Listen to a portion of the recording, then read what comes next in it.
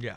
Joe Budden left or was asked to leave or whatever. Complex's Left. like biggest show ever, Yes. Everyday Struggle. Which, by the way, so we did this year-end wrap-up, and one of the questions, one of the categories we had Was Artist of the Year, and Eric said Joe Budden.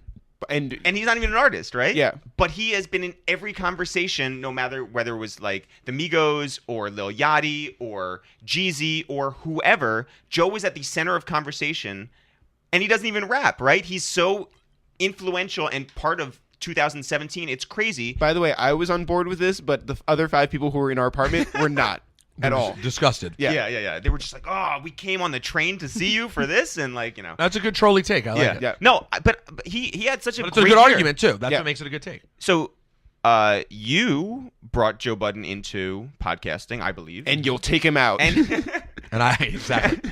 and so you saw what this could be. I mean, Yes. He's an incredible talent. totally, and can talk and has He's Joe. takes and He's incredibly compelling. Like you can't take your eye off Joe. He's the real deal. And by the way, the word artist you said is right. What Joe has that not a lot of other people have. He's a real artist with the way he does everything. That's his mentality. That's part of why he's leaving right now, because he's a fucking crazy person also. And I love the guy. I think our relationship is pretty public. Our ups and downs is a pretty public you thing. and Joe. Yeah. And Joe makes decisions that I think are not good. What's Kanye's line? It's like, what genius you know ain't crazy or whatever. Yeah. Joe is a genius, and mostly as a personality. That is what his calling is. However, I believe this is a mistake, and I'm not saying he won't bounce back. He was like, I'm creative, I'll create again, I'll create another one. There's a few things that I think are messed up, and let me just give full disclosure. I love Complex. Okay, like they have been fair to me since I started doing anything outside of Hot 97. They appreciated me, paid me well, treated me nicely. I've only had good experiences there, so I should be clear about that. Do you also love Joe Budden? I love Joe Budden.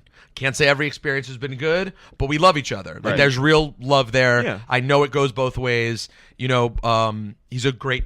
I consider Joe a friend. I interviewed him before anyone ever knew who I was, and we stayed in touch as a result of that. Just full disclosure, do you also love DJ Academics? I do not know DJ Academics, but I did kind of stick up for him on Twitter, but I do not know Academics, and I've actually clowned him before because I'm not a big fan of people who's getting into the game is kind of done by repurposing other people's content. I have issues with everyone who has gotten in the game that way. Right.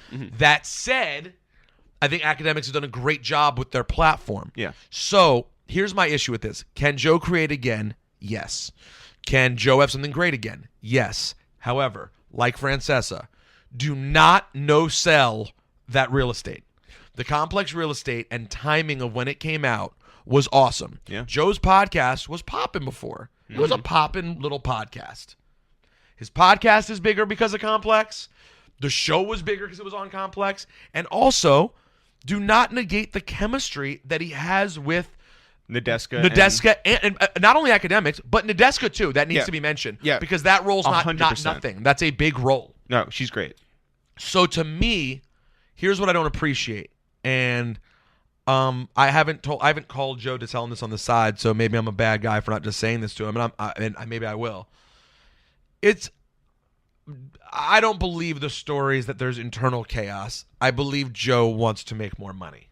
And I believe the money is inherently limited because it's a digital show on a platform that they're building and hoping to be really big. Mm-hmm. And I think Joe wants more. And I think Joe's like, if you can't pay me more, I'm out. And I think I get that. I don't think that's unfair. Yeah. It depends on what you view as fair. I don't know what the offer is. Okay. Right? Yeah. Well, okay, but as I see the issues, I didn't listen to the whole podcast. I didn't hear any, so tell me what else he said, by the way. Okay. What he said was that there were certain deals that were happening that he and Academics would not get paid for extra, but like the company would. So like, for instance, Nike sponsors an episode of Everyday Struggle. Everybody has to wear the new Nikes. The Vapor Maxes, yeah. And so, but he doesn't get paid on top of that. Okay. Complex does. If that's exactly how it played out. Sure. Yes. Or was it that they said you could get money, but it wasn't the amount that he saw fit? Well, he didn't say that. What he said was that they offered him nothing. Yeah, and so he also said that Spotify had come in with some other deal, and then it didn't happen because Joe said that he wouldn't be involved or something. Right. And I think ultimately the contract that he was offered 5 months ago is the same contract that he was offered again at the end of the existing contract. So that would be shocking. Him getting the same offer, the exact same offer with no bump, given how the show did. Yeah, I find that surprising and borderline hard to believe. Okay. Because I've never known them to be stupid. Now, is there a situation in which he wants so much money that they're like, we don't pay anyone here close to that, and so to do that screws us over with Hot Ones, with Joe LaPuma's show that gets more views than anything they do. Right. How do we reconcile that? Because we cannot pay anyone, even people who are doing similar or better metrics to yours. Right. How can we do that? Now, but I have not had that conversation, so I don't know if that's true. I'll just say this. I love Joe. I do think he's erratic. I do think he is an egomaniac, as am I, so I understand that part. But listen, if they really offered him a shitty deal, that's a bad job out of them. Do I believe that? Probably not. I probably err on he went hip-hop style and was like, I need blank amount. Come with the check. You know? Like my favorite story that we told on the podcast before about Mos Def demanding, when he was at Raucous, a $10,000 hat, or he wouldn't go on late night TV to perform Oh No. Okay? And they're like, please, it's our biggest single. And he's like, buy me the $10,000 hat and I'll go on TV. Right. Did he get the $10,000 hat, though? You'd have to ask Jarrett. I don't know if it happened or not. I think maybe they did come up with it. But so I guess the precedent's been set. Yeah. But this is not... If you were Joe, you're not a rapper getting a bag. You're you're a getting a hat. dude. You're a dude setting up a career. If you were Joe in that situation, what would you do? I don't know how much he demanded. I am a terrible person to ask in this regard.